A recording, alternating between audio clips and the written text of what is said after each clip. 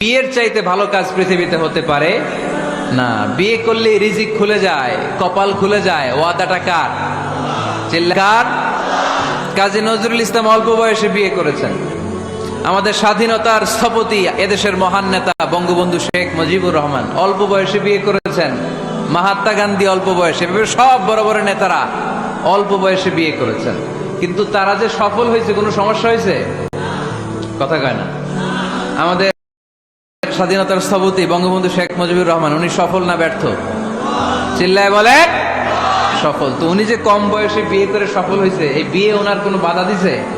কথা বলেন।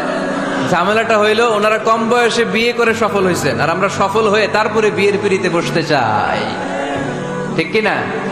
সফলতার কোনো শর্টকাট নাই। বিয়ে করেন, সফল বানিয়ে দিবে কে? এজন্য বিয়ে করতে রাজি আছেন তো সবাই? সবাই রাজি? যারা একটা করছেন তারাও হাত তুলছেন। আজকে খবর আছে বাড়িতে গেলে। আল্লাহ তুমি কবুল করো।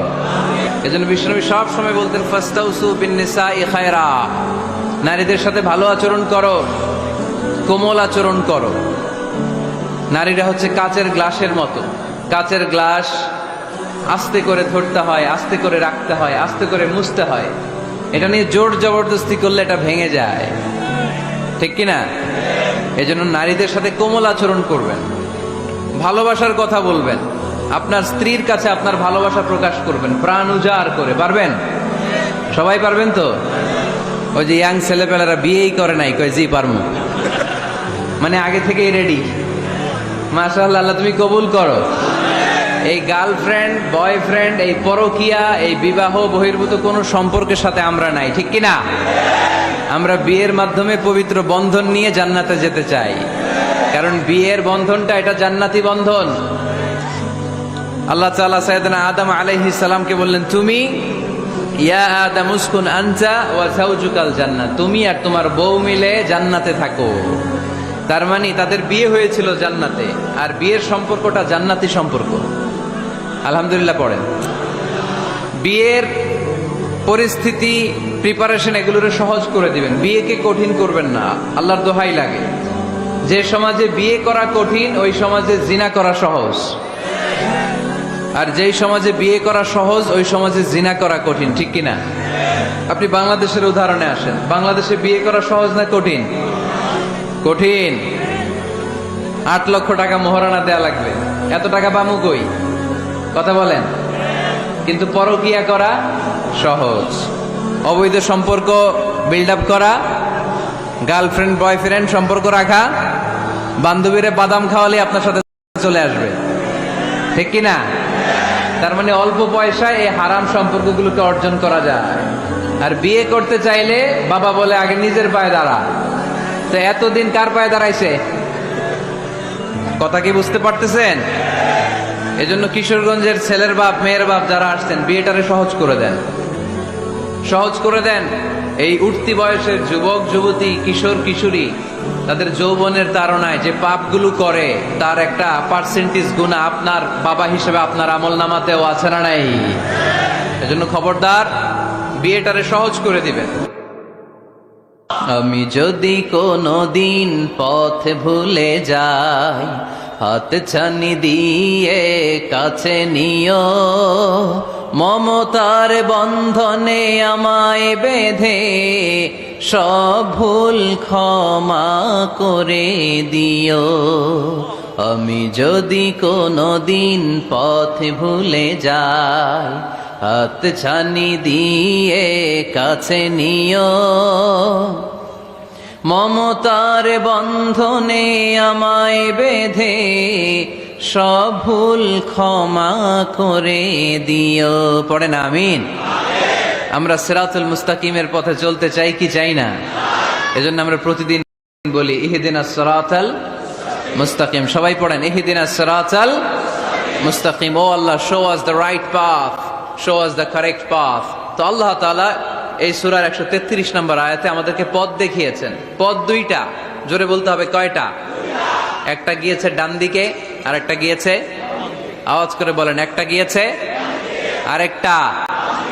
নাও দ্য ডিসিশন ইজ ইয়ার্স, সিদ্ধান্ত আপনার। আপনি কোন পথের পথিক? আপনি কি ডানে যাবেন না বায়ে যাবেন? বুঝে শুনে সিদ্ধান্ত নিতে হবে কোন দিকে যাব।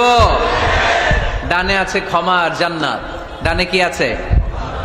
আর বায়ে আছে আল্লাহর রাগ, ক্রোধ আর জাহান্নাম। সো সিদ্ধান্ত আপনাকে নিতে হবে, আপনি কোন দিকে যাবেন। মনে থাকবে কোন দিকে। এজন্য রাব্বুল আলামিন বলেন, ওয়াসারিউ ইলা মাগফিরাতিম মির রাব্বিকুম ওয়া জান্নাতিন আরদুহাস সামাওয়াতু ওয়াল আরদু উইদ্দাত লিল মুত্তাকিন। সুবহানাল্লাহ পড়ে।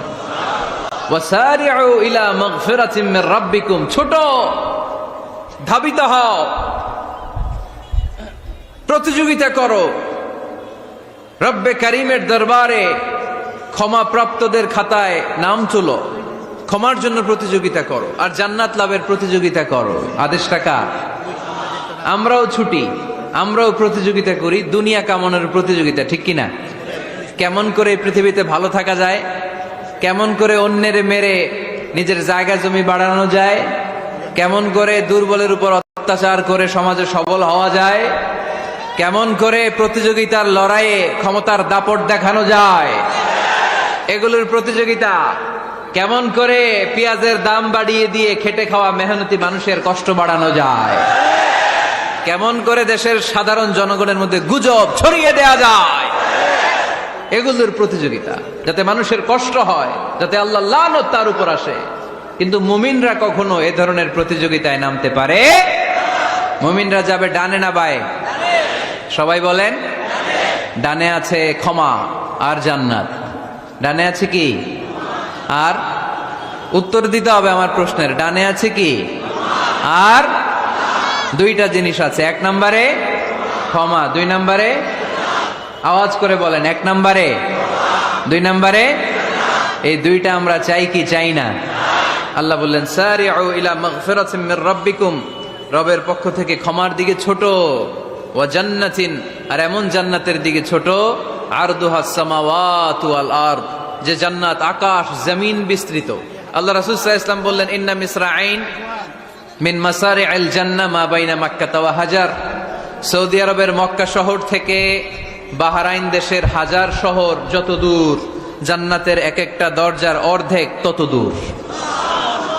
তার মানে এক দরজা দিয়ে কয়েক হাজার কোটি জান্নাতি এক ধাক্কায় ঢুকবে। সুবহানাল্লাহর আসতে বললেন। দরজা দিয়ে যদি কয়েক হাজার লোক এক ধাক্কায় ঢুকতে পারে, দরজার সাইজে যদি এত বড় হয়, তাহলে জান্নাতের সাইজ কত? ওই জান্নাতে কোনো ধাক্কা ধাক্কি আছে?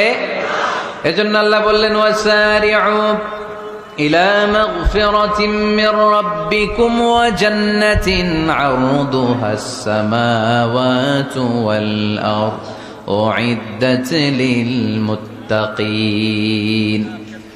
আল্লাহর ক্ষমার দিকে ছোট, আল্লাহর জান্নাতের দিকে ছোট। যেই জান্নাত ছোট নয়, যেই জান্নাতটা সংকীর্ণ নয়, যেই জান্নাত হলো আকাশ জমিন বিস্তৃত। সুবহানাল্লাহ। উইদ্দাত লিল মুত্তাকিন, এই জান্নাতকে আল্লাহ তাআলা মুত্তাকিদের জন্য তৈরি করেছে। কাদের জন্য? আপনাদের জন্য তৈরি করেছে। আলহামদুলিল্লাহ পড়েন। মুত্তাকি কারা? যারা আল্লাহরে ভয় পায়। মুত্তাকি কারা? যারা আল্লাহকে না দেখে ভয় পায়, তাদেরকে কি বলে? মুত্তাকি। আল্লাহরে দেখছেন কখনো? লা তুদরিকুহুল আবসার, পৃথিবীর চামড়ার চক্ষু দিয়ে আমার রব আল্লাহ তাআলাকে দেখা যায় না, কিন্তু ওহুয়া ইউদরিকুল আবসার, তিনি সবাইরে দেখতে পায়। সুবহানাল্লাহ পড়েন। তিনি আমাদের দৃষ্টির অন্তরালে, কিন্তু আমরা তার দৃষ্টির অন্তরালে কশ্চিনকালেও কখনো এক মুহূর্তের জন্য যেতে পারি না। মুত্তাকিনদের জন্য তিনি এই জান্নাতকে তৈরি করেছেন।